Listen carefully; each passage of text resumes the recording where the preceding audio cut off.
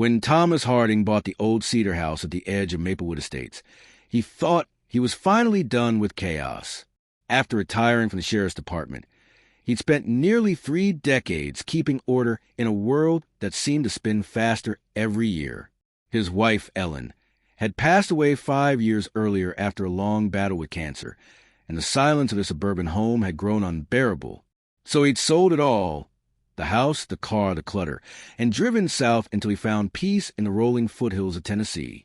Maplewood Estates seemed perfect at first. Quiet, clean. A small lake glimmered just down the road. Folks waved when they passed, and the mailman called him sir. It wasn't until the 3rd week that Thomas realized peace was a fragile thing, and that it only took one woman to disturb it. Her name was Karen Whitmore, and she was the self-appointed queen of the Homeowners Association. Karen was the type who could turn a barbecue invitation into a lecture about fence heights and trash bin placement. She had a clipboard that seemed permanently attached to her arm and a voice sharp enough to slice through glass. She'd made it her life's mission to maintain standards in Maplewood, standards that, conveniently, only she seemed to understand. Thomas tolerated her for a while. He'd seen worse personalities in his law enforcement years. But what bothered him wasn't her nagging about lawn length or mailbox color. It was the way she watched him. She'd stroll by his driveway every morning at exactly 8:15, peering at his truck as though it offended her. Sometimes she'd stop at his gate and squint toward his porch, pretending to admire the flowers Ellen had planted years ago, but never truly seeing them. Thomas didn't confront her. He wasn't a man who picked fights. But he also wasn't a man who scared easily. If anything, Karen's disapproval amused him, especially once Rex came into the picture. Rex was a German shepherd, 6 years old, a retired K-9 from the sheriff's department's narcotics unit. Thomas had adopted him after his retirement, not just for companionship, but for the comfort only a dog like Rex could bring. Loyal, alert, silent until needed. Rex had once saved Thomas's life during a meth lab raid. There was a bond between them that went beyond words. When Ellen was gone and the world went gray, Rex gave him a reason to get up in the morning. Karen, however, saw the dog differently. "He's too big," she said the first time she spotted him in the yard. "We have HOA regulations about animal sizes, you know."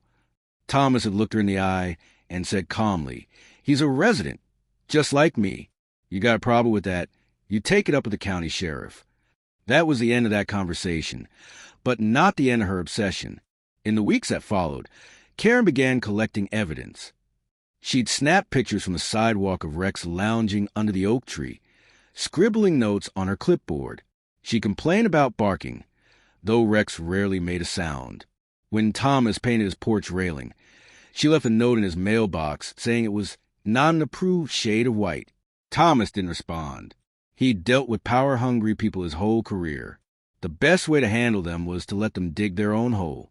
But then, one weekend, everything changed. It was late September. Thomas decided to drive out to his brother's farm 2 hours away to help fix a barn roof. He filled Rex's bowl, left the back door open to the fence yard, and set up an automatic feeder for the night. Rex had stayed alone before. He was well-trained, territorial, and smart enough to handle himself. Thomas left early Saturday morning. By the time he returned Sunday evening, his world would never look the same again. It started with the front door. As Thomas pulled into the driveway, he noticed the door wasn't closed properly. It was slightly ajar. The lock plate had fresh scratches. His gut tightened. He stepped out of his truck slowly, his instincts returning like muscle memory from his old badge-wearing days. Rex wasn't outside. "Rex," he called quietly. No bark, no whine, nothing. He pushed open the door. The living room was a mess. Cushions tossed, a vase broken, drawers open. And then, from down the hallway, came a sound he'd recognize anywhere, the low, steady growl of a dog warning someone they'd made a mistake. Thomas froze and listened. There was movement inside. A woman's voice, shaky, nervous, muffled. Stay back. Good. Boy, good dog." He walked forward slowly. As he turned the corner into the kitchen, he saw her, Karen Whitmore. Her hair disheveled, her blouse torn, her clipboard shattered on the tile floor, was standing on a chair, trembling, while Rex sat at the base of it, teeth bared, eyes fixed on her every move. The sight might have been comical if it weren't so infuriating. "Karen," Thomas said flatly. She flinched at his voice. "Thomas. Oh, thank God, you're back." I was just checking on your property. You left your back gate open." Thomas folded his arms. "My back gate's locked. Always is." Her eyes darted around. "Well, I thought I heard barking. I want to make sure your dog wasn't trapped or hurt." Rex didn't move. His growl deepened, chest rumbling like thunder. Thomas looked at the security camera above the pantry door, the one Karen apparently hadn't noticed. A tiny red light blinked. It had caught everything. "Step down slowly," he said. "Rex, stay." Karen stepped off the chair, her hands trembling. Thomas motioned toward the door. "You're leaving? Now?" She stumbled past him, muttering excuses about neighborhood safety and concern for property values. When she reached the porch, she spun around. "You can't prove I broke in." Thomas didn't reply. He simply lifted his phone, opened the security feed, and showed her the live image, her climbing through his kitchen window, her face drained of color. "Leave," he said quietly, "before I make this official." Karen bolted. That night, Thomas sat in his recliner. Rex curled at his feet. He watched the footage 3 times. She hadn't just trespassed. She'd gone through his drawers, taken pictures of his mail, and even opened his bedroom closet. It was personal. By Monday morning, the sheriff's deputies were at Karen's door. They didn't need Thomas to say much. The video spoke louder than any testimony could. Karen was charged with trespassing and harassment. When the HOA board found out, they tried to sweep it under the rug, calling it a misunderstanding. But Thomas refused to stay silent. He attended the next meeting, where his old badge pinned discreetly inside his jacket pocket. Not as a threat, but as a reminder of who he was. When they tried to justify her actions, he stood up.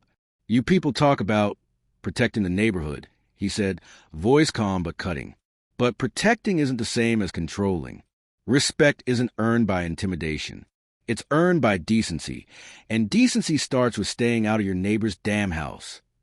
The room went quiet. Karen was removed from the HOA board that same week. In the months that followed, Maplewood Estates began to change. The neighbors, once cowed by Karen's rules, started speaking freely. They painted their fences different shades of white. They planted flowers that didn't match. The neighborhood finally began to look like a place where people lived, not just maintained property. As for Thomas, he rebuilt his porch swing and started sitting outside again in the evenings, a cup of coffee in one hand, Rex lying beside him. Sometimes, a few of the older residents would stop by for a chat. One of them, a widower named Henry, brought over apple pie every Thursday. Another neighbor, a retired nurse, asked Thomas if he'd consider helping start a neighborhood watch. He smiled at that, ironic given how watchful Maplewood had once been under Karen's reign. But this time, it wasn't about control. It was about community. One cool autumn evening, Thomas watched the sun dip behind the trees, casting gold light across Rex's fur. The dog lifted his head slightly, ears twitching, then rested again. Thomas reached down and scratched behind his ear. "You did good, boy," he murmured. "Real good." Rex thumped his tail once in reply. The quiet settled again, but this time it wasn't empty. It was peace, earned honest peace. Thomas realized something in that silence. Sometimes justice doesn't come from anger or revenge. Sometimes it's just the steady patience of doing what's right, of standing firm, and letting the truth reveal itself. And sometimes it comes from a loyal friend who doesn't need to speak to defend your home. That night, Thomas sat back and watched the stars come out. For the first time in a long time, he felt Ellen's presence, not in sorrow, but in warmth. She'd always said he'd find his way back to peace, and maybe she'd been right all along. He took a slow sip of coffee, the steam rising into the cool air, and smiled softly. Because in the end, peace doesn't come from perfect lawns or matching mailboxes. It comes from knowing who you are, standing your ground when it matters, and surrounding yourself with loyalty you can trust. Rex shifted closer, resting his head on Thomas's boot. And for the first time in years, Thomas whispered to himself, "I'm home.